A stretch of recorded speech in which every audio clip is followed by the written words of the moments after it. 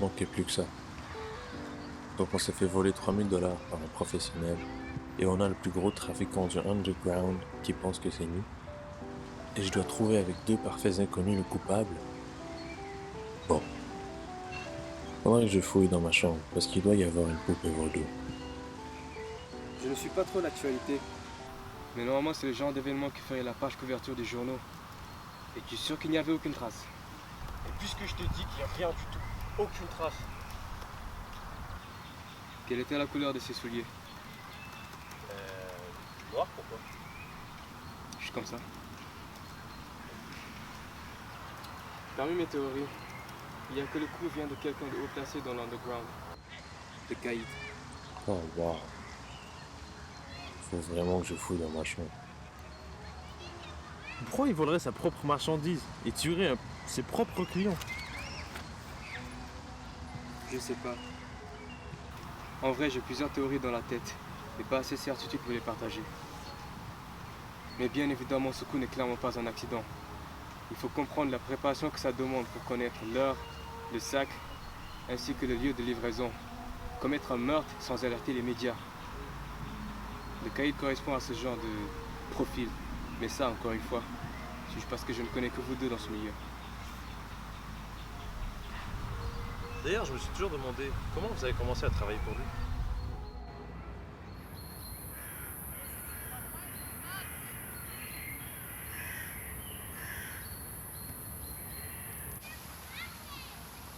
Je veux dire, autant savoir depuis le début qu'est-ce qui nous amène ici, non?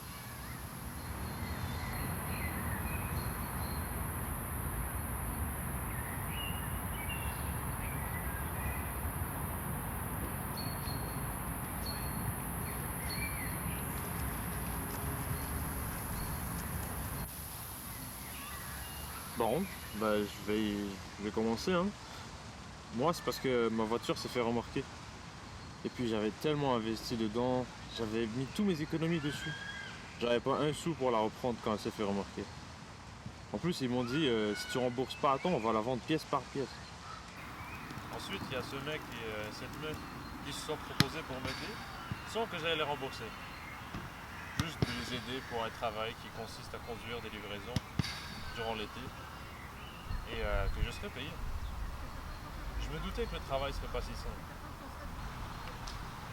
Mais je m'attendais pas que ce soit ce genre de livraison, quoi.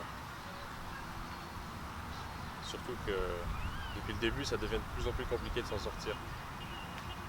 Je suis sur leur dette jusqu'à la fin de mon contrat. Et vous, comment ça a commencé? Ouais, une situation similaire.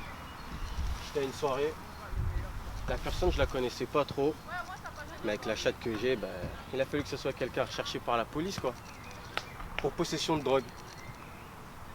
Moi je veux pas de casier judiciaire, t'as vu? Il y a un gars, il m'a contacté, il m'a dit que tout serait supprimé, aucune trace juridique, si je faisais quelques livraisons pour lui. La suite, je pense que vous le savez déjà. C'est intéressant. Il y a un schéma identique qui se dessine dans nos histoires. Moi aussi, j'ai dû avoir recours au service de quelqu'un. Et pour la repayer, elle m'a demandé de faire l'inventaire de ses livraisons. Ok, mais c'est quoi ta situation? C'est pas si important. Ce qui est intéressant par contre, c'est qu'on a tous les mêmes situations à peu près. Il y a peut-être quelque chose. Attends, je pense pas que ta situation soit pire que la mienne. On a tous les deux dit pourquoi on était là. Et puis à qui tu veux qu'on le dise?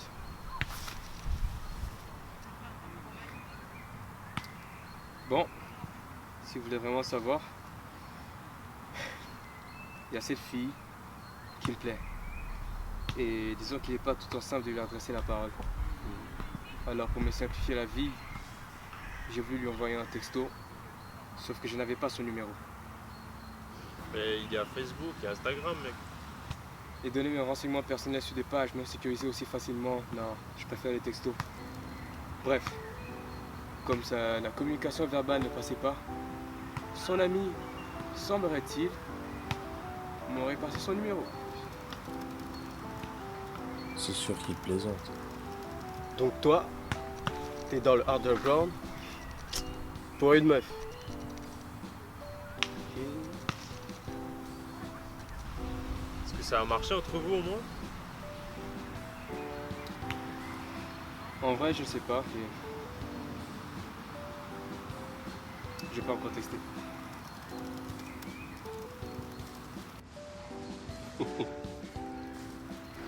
Je suis désolé mec, mais je sais pas si tu te rends compte, tu t'es mis dans la merde pour une meuf. Une meuf à qui t'as même pas encore parlé. C'est pas aussi simple, ok? Elle est différente, elle est pas comme les autres filles. Elle est drôle, intelligente, charismatique.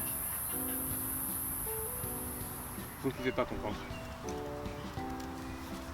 Je comprends, tu réfléchis trop. Il n'y a pas de bon moment. Tu dois le créer toi-même. Si tu veux, je peux te donner un conseil pour briser la glace. Tu lui dis quelque chose de banal et tu vois comment elle réagit.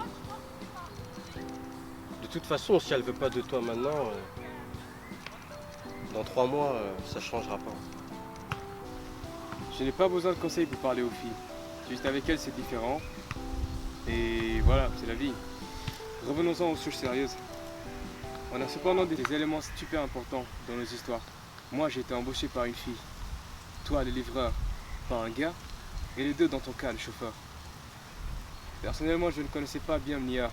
Bien même que j'étais surpris qu'elle en sache autant sur ma situation. Nia? C'est le nom de la fille qui m'a aidé. Et le gars il s'appelait Kyle. Non, c'était Mike. Mike? Je crois que c'est le gars qui m'a parlé aussi. Hein. Parlons moins fort. On n'est pas censé se rencontrer, vous vous en rappelez? Bien sûr que c'est les mêmes personnes. Ça saute aux yeux maintenant. Et la manière dont ils ont pu régler nos situations comme ils l'ont fait, ils doivent avoir une certaine autorité. Et je soupçonne que ça vient du caïd. Mais on n'est pas plus avancé.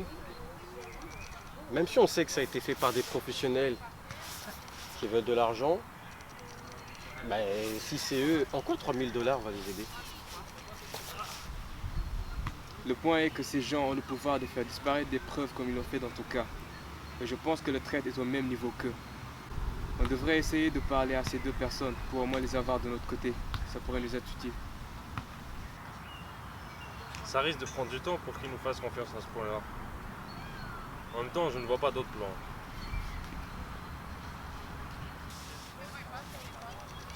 On peut pas tous débarquer comme ça, à mon avis.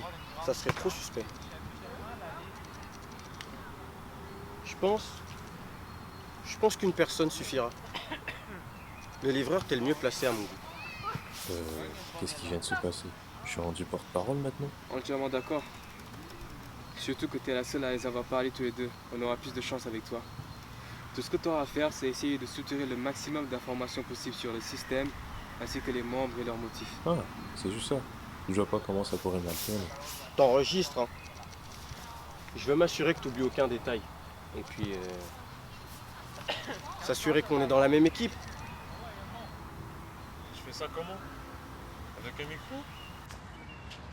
Mais l'enregistreur de ton téléphone, tu branches le micro, tu mets tes écouteurs. T'inquiète, ils remarqueront rien. Et s'ils s'en doutent, je fais quoi? Tu fais en sorte qu'ils s'en doutent pas. D'ailleurs, je conseille qu'on s'en aille, avant d'éveiller plus de soupçons. Eh merde.